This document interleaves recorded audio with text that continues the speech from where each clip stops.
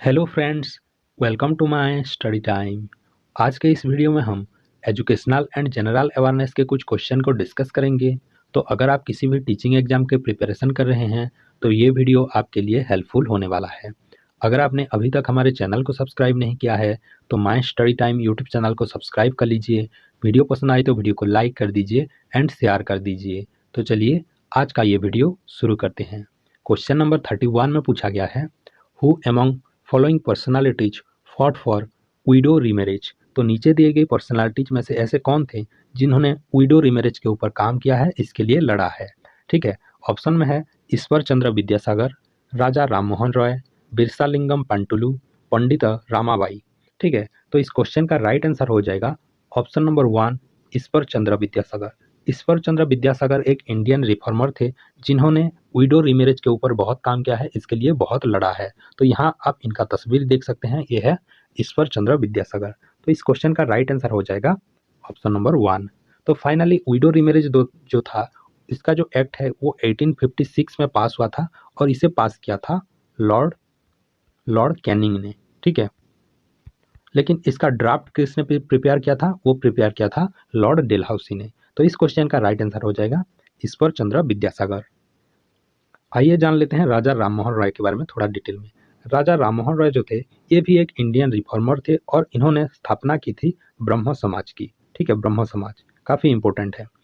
जो second option था विरसालिंगम पांटुलू, इनको कहा जाता है father of renaissance movement in Telugu. Renaissance का मतलब होता है पुनर्जागरण, तो इन्हें कहा जाता है father of renaissance movement in Telugu.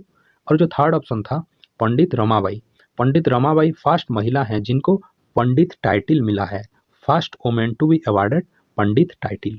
ठीक है, इनको काइजर ए हिंद मेडल मिला था 1990 में। ठीक है, 1990 में। और इन्होंने आर्य महिला समाज की स्थापना की थी। ठीक है, आर्य महिला समाज की स्थापना की थी पंडित रमाबाई ने। नेक्स्ट क्वेश्चन देखते हैं।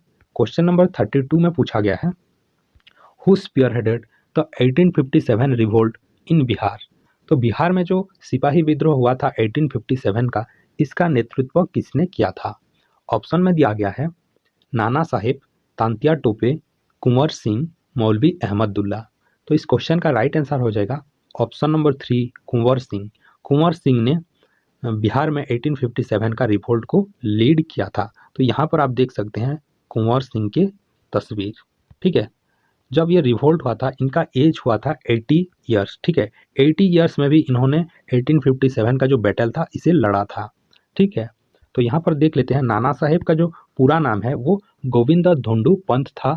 इन्होंने लीड किया था कानपुर रीजन से सिपाही विद्रोह को। तो इनका पूरा नाम क्या था? गोविंद ढोंडू पंत। ठीक है, काफ़ी इंपॉर्टेंट है, ये एग्जाम में पूछा जाता है। और बाजीराव सेकंड जो थे इनको एडॉप्ट किया था, ये एडॉप्टेड सन थे बाजीराव सेकंड के। नेक्स्ट है तांत्या तोपे। तांत्या तोपे जो थे इनका पूरा नाम था रामचंद्र पांडुरंग। ठीक है, इन्होंने भी कानपुर एंड ग्वालियर रीजन से 1857 के जो बैटल था उसे लीड किया था। नेक्स्ट है मौलवी अहमदुल्ला, इन्होंने अवध रीजन से बैटल को लीड किया था, मौलवी अहमदुल्ला। नेक्स्ट क्वेश्चन देखते हैं। क्वेश्चन नंबर 33 में पूछा गया है, which type of education was the main focus of Wood's dispatch of the year 1853। तो किस टाइप के एजुकेशन पर मेन फोकस दिया गया था वुड्स डिस्पैच 1853 में? Technical education, primary education, women's education, adult education. तो इस क्वेश्चन का राइट आंसर हो जाएगा ऑप्शन नंबर 2, प्राइमरी एजुकेशन पर मेन फोकस दिया गया था वुड डिस्पैच में। तो यहाँ पर आप देख सकते हैं यह है चार्ल्स वुड की तस्वीर। और ये जो वुड डिस्पैच था इसे Magna Carta of English education India के नाम से भी जाना जाता है, Magna Carta of English education. ठीक है, तो ये जो Charles Woods prepare a dispatch on an educational system for India in 1854। ठीक है, this document known as the Magna Carta of English Education in India was the first comprehensive plan for the spread of education in India। तो India में education को spread करने के लिए first comprehensive plan था। ठीक है, और इसे किस नाम से जाना जाता है? Magna Carta of English education. Next question देखते हैं। क्वेश्चन नंबर 34 में पूछा गया है, which planet is known as the earth twin. तो कौन से प्लैनेट को अर्थ के ट्विन के नाम पर जाना जाता है? ठीक है, अर्थ ट्विन कहा जाता है। ऑप्शन में दिया गया है वेनस, मार्स, यूरेनस, नेपच्यून। तो इस क्वेश्चन का राइट आंसर हो जाएगा Venus.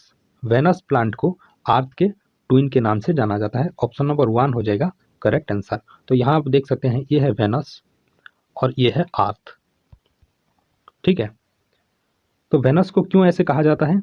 Venus is called earth's twin because of Venus and earth are almost the same size, have a similar composition and approximately have about same mass. तो इन दोनों के जो साइज है, कंपोजिशन है एंड जो मास है काफ़ी सिमिलर सा है, इसीलिए इनको ट्विन्स कहा जाता है। वेनस को हम किस नाम से जानते हैं? इसको हम मॉर्निंग स्टार या फिर इवनिंग स्टार नाम से भी जानते हैं। और ये जो वेनस है ये ब्राइटेस्ट दिखता है। ठीक है, ब्राइटेस्ट प्लैनेट है,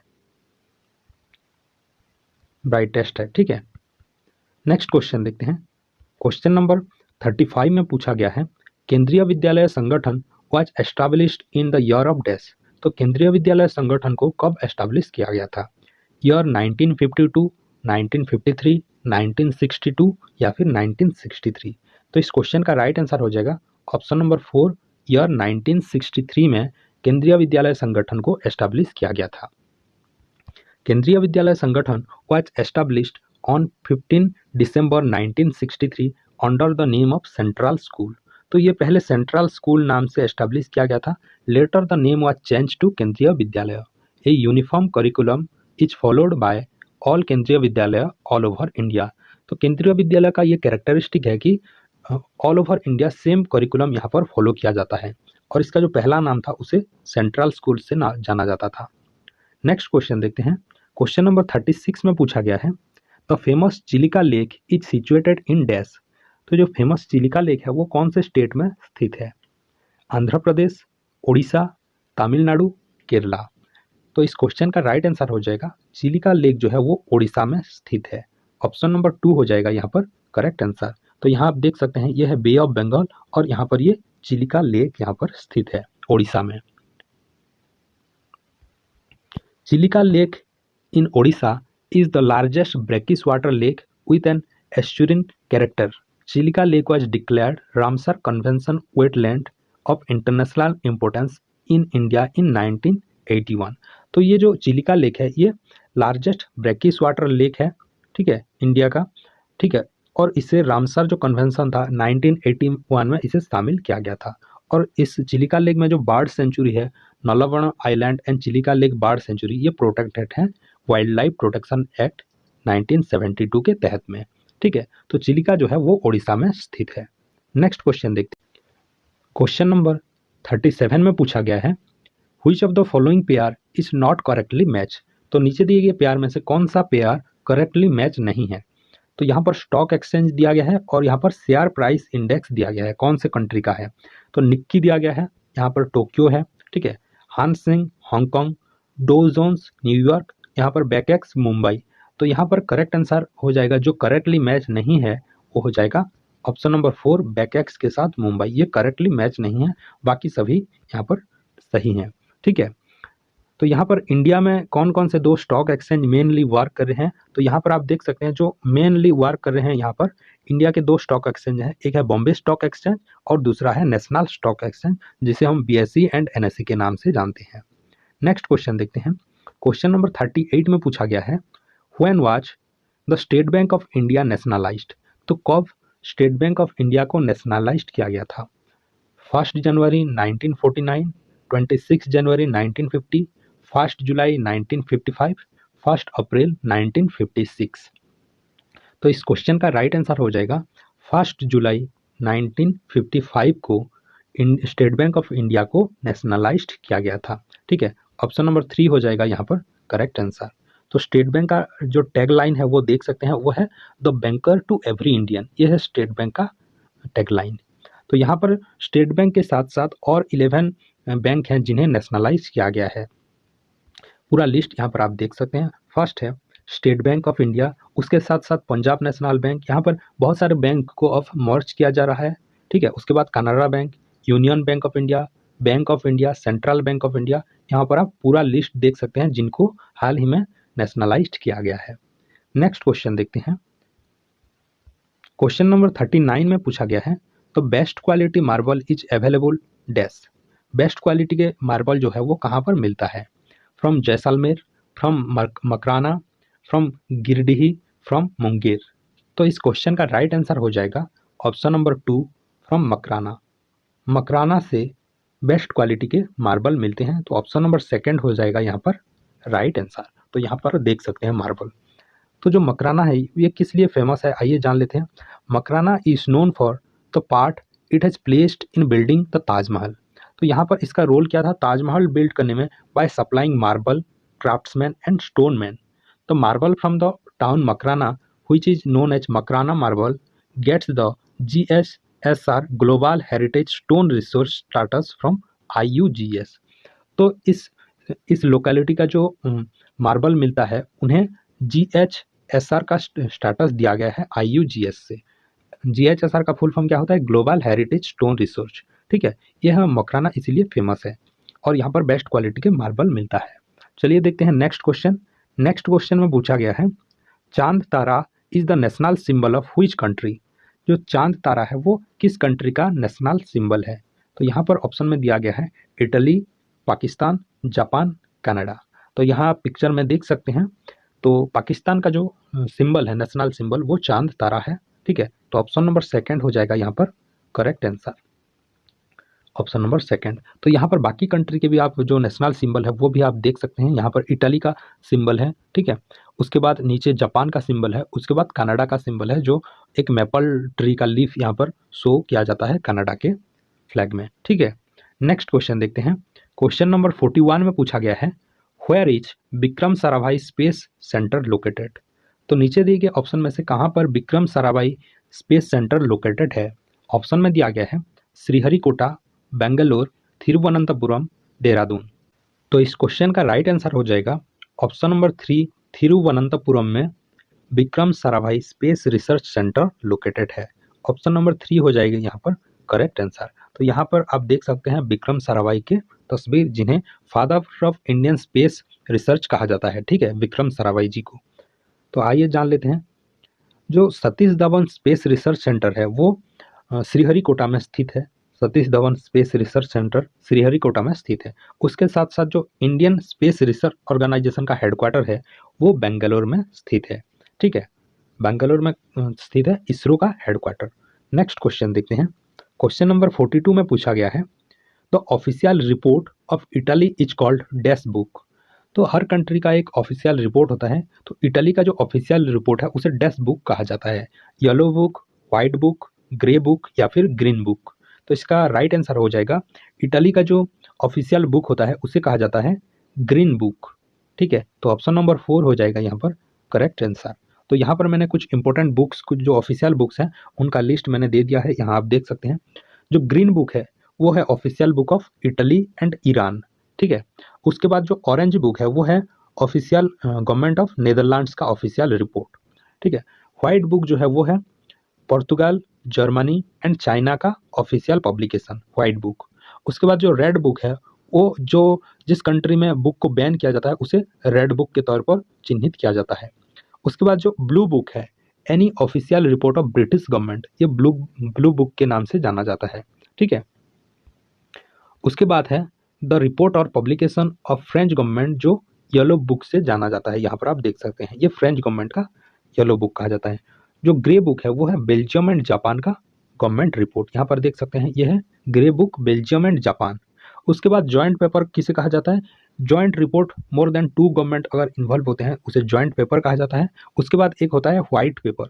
व्हाइट पेपर किसे कहा जाता है? किसी भी पर्टिकुलर गवर्नमेंट ने किसी अथॉरिटेटिव या फिर रेसाइटल फैक्ट को अगर इशू करता है तो उसे हम व्हाइट पेपर के तौर पर जानते हैं। यहाँ पर आप देख सकते हैं। ठीक है, तो ये थे कुछ इंपॉर्टेंट ऑफिशियल बुक। आइए देखते हैं नेक्स्ट क्वेश्चन को। नेक्स्ट क्वेश्चन में पूछा गया है असतो मा सद्गमय तमसो मा ज्योतिर्गमय मृत्युर्मा अमृतम गमय this universal prayer of for enlightenment is from dash. तो ये जो प्रेयर है ये कहाँ से लिया गया है, कहाँ से है? तो ऑप्शन में दिया गया है बृहदारण्यक उपनिषद, मंडूको उपनिषद, सामवेद, ऋग्वेद।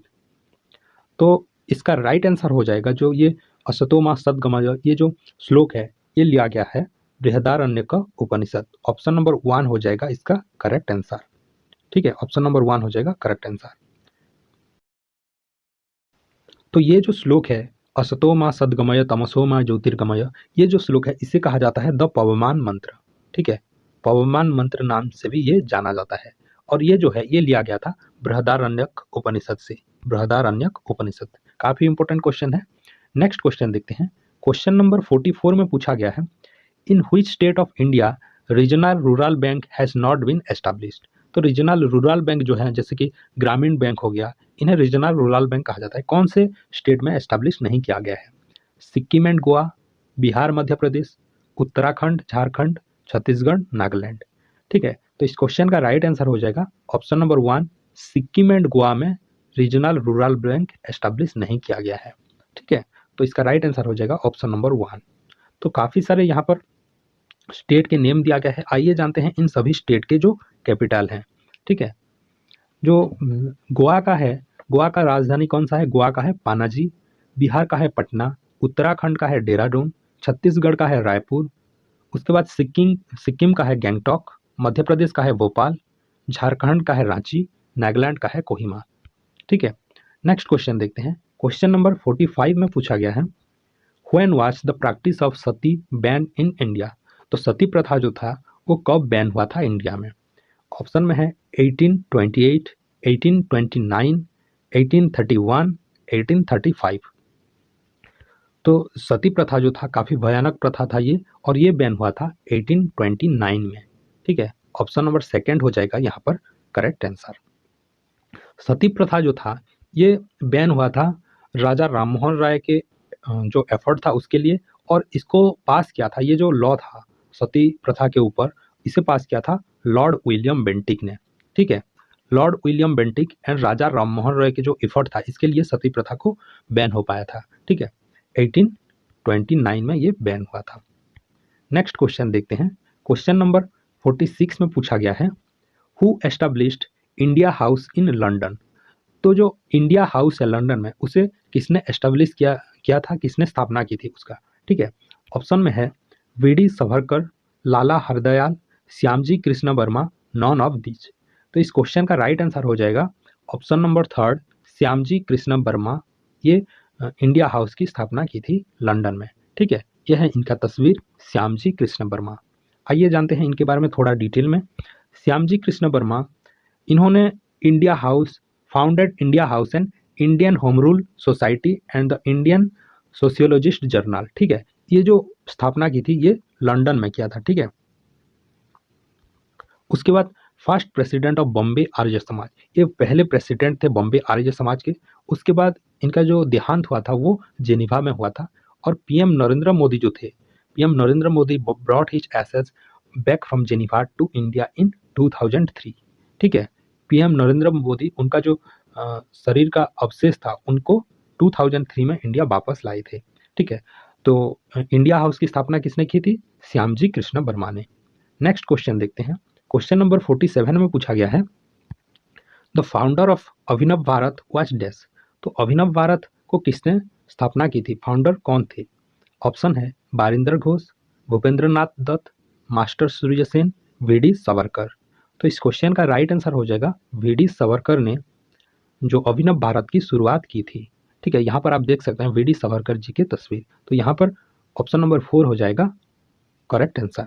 तो वीडी सावरकर एक राइटर भी थे, एक फ्रीडम फाइटर भी थे। ठीक है, तो इनका जो कुछ फेमस किताब आप देख लेते हैं यहाँ पर, 6 glorious epochs of Indian history, my transportation for life, ये कुछ इनके किताब है, आप देख सकते हैं। काले पानी, ठीक है, 1857 से स्वतंत्रता समर, ये कुछ किताब है इनके वीडी सावरकर के। ठीक है, काफ़ी एग्जाम में पूछे जाते हैं बुक एंड ऑथर से रिलेटेड, तो ये चीज़ आपको ध्यान रखना चाहिए। नेक्स्ट क्वेश्चन देखते हैं। क्वेश्चन नंबर यहाँ पर 48 में पूछा गया है, which of the following pair is not correctly matched. ठीक है, नीचे दिए गए पेयर में से कौन करेक्टली मैच नहीं है? यहाँ पर रिवर के नाम दिया गया है, यहाँ पर रिवर साइड टाउन के नाम दिए गए हैं। तो सबसे पहले गोदावरी नासिक, ठीक है, महानदी कटक, गंगा पटना, विजयवाड़ा कावेरी। ठीक है, तो हमें यहाँ पर फाइंड करना है कौन सा पेयर करेक्टली मैच नहीं है। तो यहाँ पर जो गोदावरी है ये नासिक, ठीक है, जो गोदावरी नदी के किनारे नासिक शहर स्थित है, ये करेक्ट है। महानदी के किनारे कटक, ये भी ठीक है। गंगा के किनारे पटना, ये भी ठीक है। लेकिन विजयवाड़ा जो है उसके कावेरी नदी के यहाँ पर विजयवाड़ा स्थित नहीं है। यहाँ पर ऑप्शन भी आप देख सकते हैं थोड़ा सा उल्टा लिखा गया है। तो यहाँ पर ऑप्शन नंबर 4 हो जाएगा करेक्ट आंसर। तो आपको यहाँ पर एक इंटरेस्टिंग फैक्ट बताता हूँ। ये जो विजयवाड़ा रिवर है ये कृष्णा रिवर पर, कृष्णा नदी के किनारे पर स्थित है, ठीक है। और यहाँ पर आप देख सकते हैं ये जो पिक्चर, ये कृष्णराज सागर का पिक्चर है, कृष्णराज डैम का, कृष्णराज डैम का। और ये किस नदी पर, ये जो डैम है ये किस नदी पर स्थित है? ये कावेरी नदी पर स्थित है। अगर क्वेश्चन में पूछा जाता है कृष्णराज डैम जो है वो कौन से नदी पर स्थित है, तो उसका आंसर आएगा कावेरी नदी, ठीक है, कावेरी नदी। और यहाँ पर हमारा आंसर क्या बन रहा है? विजयवाड़ा जो है वो कृष्णा रिवर के साइड में स्थित है। तो यहाँ पर हमारा जो राइट आंसर होगा वो ऑप्शन नंबर 4 होगा। नेक्स्ट क्वेश्चन देखते हैं। क्वेश्चन नंबर 49 में पूछा गया है, on which river Hirakud dam is built. तो कौन से रिवर पर हीराकुद डैम बिल्ट किया गया है? तो यहाँ आप देख सकते हैं यह हीराकुद डैम की तस्वीर। और यहाँ पर और एक चीज़ मैं आपको बताता हूँ, ये जो तस्वीर है ये मैंने ही ली थी, ठीक है। ये हीराकुद डैम की तस्वीर है। तो ऑप्शन में दिया गया है साबरमती, ब्राह्मणी, महानदी, कृष्णा। तो इसका करेक्ट आंसर हो जाएगा ऑप्शन नंबर 3, महानदी पर हीराकुद डैम स्थित है। तो यहाँ पर आप देख सकते हैं ये महानदी के ऊपर यहाँ पर हीराकुद डैम यहाँ पर शो कर रहा है, ठीक है। तो हीराकुद डैम जो है, Hirakud dam is built across the Mahanadi river about 15 kilometres from Sambalpur in the state of Odisha. ये जो Mahanadi river and Hirakud dam है ये ओडिशा के संबलपुर डिस्ट्रिक्ट में है। It is the longest earthen dam in the world. ये जो हीराकुद डैम है ये लॉन्गेस्ट डैम है। Behind the dam extend A lake Hirakud reservoir 15 kilometre long. तो इसके साथ साथ यहाँ पर हीराकुद डैम पर एक रिजर्वायर भी है जो 15 किलोमीटर लॉन्ग है। तो यहाँ पर आप देख सकते हैं ये है हीराकुद डैम की तस्वीर और ये लॉन्गेस्ट डैम है, ठीक है। नेक्स्ट क्वेश्चन देखते हैं। क्वेश्चन नंबर 50 में पूछा गया है, in whose memory was Taj Mahal built. तो किसके याद में ताजमहल को बनाया गया था? ऑप्शन में है नूरजहां, गुलवदन बेगम, रोशनारा, मुमताज महल। तो इस क्वेश्चन का राइट आंसर हो जाएगा ऑप्शन नंबर 4, मुमताज महल के याद में ताजमहल को बिल्ट किया गया था, ठीक है। यहाँ पर आप देख सकते हैं ये मुमताज महल और ये शाहजहां की तस्वीर यहाँ पर आप देख सकते हैं। ऑप्शन नंबर 4 हो जाएगा करेक्ट आंसर। क्वेश्चन नंबर यहाँ पर 51 में पूछा गया है, when was the target of the national literacy mission to achieve 75% literacy. तो जो नेशनल लिटरेसी मिशन का मिशन था उसका 75% अचीव करना कौन से ईयर में इसका टारगेट था? ईयर 2008, ईयर 2007, ईयर 2009 या फिर नॉन ऑफ दिच। तो 2007 में 75% अचीव करना लिटरेसी रेट, ये था नेशनल लिटरेसी मिशन का टारगेट, ठीक है। तो यहाँ पर आइए जान लेते हैं। नेशनल लिटरेसी मिशन 1988 में लॉन्च किया गया था, launch by the government of India on May 5, 1988, ठीक है। The aim was to undertake a full scale literacy of 75% of the population by the year 2007। 2007 में टोटल पॉपुलेशन के 75% लिटरेसी रेट अचीव करना इसका टारगेट था। नेक्स्ट क्वेश्चन देखते हैं। Question number 52 में पूछा गया है, according to the national literacy mission who is considered literate. तो नीचे दिए गए ऑप्शन में से कौन लिटरेट है according to national literacy mission, ठीक है। ऑप्शन में है a person who can read, the one who can write, the one who can solve mathematical problems, या फिर a person who can read, write and has arithmetic knowledge. तो इस question का right answer हो जाएगा option number 4, a person, जो व्यक्ति लिखना जानता है, पढ़ना जानता है और वो सिंपल एरिथमेटिक नॉलेज उसके पास है, ठीक है, उसे हम लिटरेट कहेंगे। ऑप्शन नंबर 4 हो जाएगा यहाँ पर करेक्ट आंसर। नेक्स्ट क्वेश्चन देखते हैं। क्वेश्चन नंबर 53 में पूछा गया है, literacy in general means dash. Literacy in general means dash. तो आमतौर पर लिटरेसी किसे कहा जाएगा, लिटरेट किसे कहा जाएगा? ऑप्शन में है a person know how to read and write, the person only knows how to read, the person only knows how to write, the person neither knows how to read and write. तो काफ़ी simple सा question है, इसका answer हो जाएगा a person who knows how to read and write. Option number 1 हो जाएगा इस क्वेश्चन का राइट आंसर। जो व्यक्ति पढ़ना और लिखना जानता है उसे हम लिटरेट कहेंगे। लिटरेसी का आमतौर पर मीनिंग यही होता है। नेक्स्ट क्वेश्चन देखते हैं। क्वेश्चन नंबर 54 में पूछा गया है, in which year the operation blackboard scheme started. ठीक है, तो ऑपरेशन ब्लैकबोर्ड स्कीम कब स्टार्ट किया गया था? ईयर 1986, ईयर 1987, ईयर 1998 या फिर ईयर 1999। तो ऑपरेशन ब्लैकबोर्ड जो स्कीम था इसे स्टार्ट किया गया था 1987 में। ठीक है, ऑप्शन नंबर सेकंड हो जाएगा यहाँ पर correct answer. Operation blackboard it was started in 1987 और ये 7th 5 ईयर प्लान में शामिल था। ठीक है, तो ये जो 1987 में ऑपरेशन ब्लैकबोर्ड लॉन्च किया गया था, किस मकसद से इसे लॉन्च किया गया था कि जो प्राइमरी स्कूल है वहाँ पर जो बेसिक चीज़ें हैं वो प्रोवाइड करना वहाँ पर, जैसे कि प्रिंटेड मटेरियल हो गया, नॉन प्रिंटेड मटेरियल हो गया, जो बेसिक फैसिलिटीज है वो प्रोवाइड करना ऑपरेशन ब्लैकबोर्ड का एम था। ठीक है, उसके साथ साथ यहाँ पर टीचर को कॉम्प्रिहेंसिव ओरिएंटेशन प्रोग्राम यहाँ पर प्रोवाइड करना, ये भी इसका एम था। ठीक है, तो ये था ऑपरेशन ब्लैकबोर्ड जिसे 1987 में लॉन्च किया गया था। नेक्स्ट क्वेश्चन देखते हैं। क्वेश्चन नंबर 55 में पूछा गया है, पिनाका इज डैश। पिनाका क्या है? ऑप्शन में दिया गया है पायलटलेस aircraft, automatic rifle, multi barrel rocket launcher या फिर लाइट एयर फाइटर एयरक्राफ्ट। तो इस क्वेश्चन का राइट आंसर हो जाएगा option number 3 multi barrel rocket launcher. तो यहाँ पर आप देख सकते हैं पिनाका की तस्वीर और ये बहुत पावरफुल रॉकेट लॉन्चर है, आप देख सकते हैं यहाँ पर तस्वीर।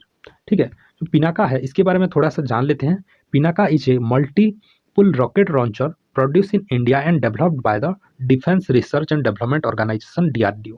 तो ये जो पिनाका है ये मल्टीपल रॉकेट लॉन्चर है। ठीक है, और इसे किसने डेवलप किया था? इसे डेवलप किया था DRDO ने फॉर इंडियन आर्मी के लिए इसे DRDO ने डेवलप किया था। The system has maximum range of 40 kilometre. जो इसका जो फर्स्ट वर्जन था मार्क 1, इसका जो रेंज था वो 40 किलोमीटर तक था। उसका जो अपग्रेडेड वर्जन आया वो 60 किलोमीटर तक था, एनहांस वर्जन। ठीक है, and can fire a salvo of 12 rocket in 44 second.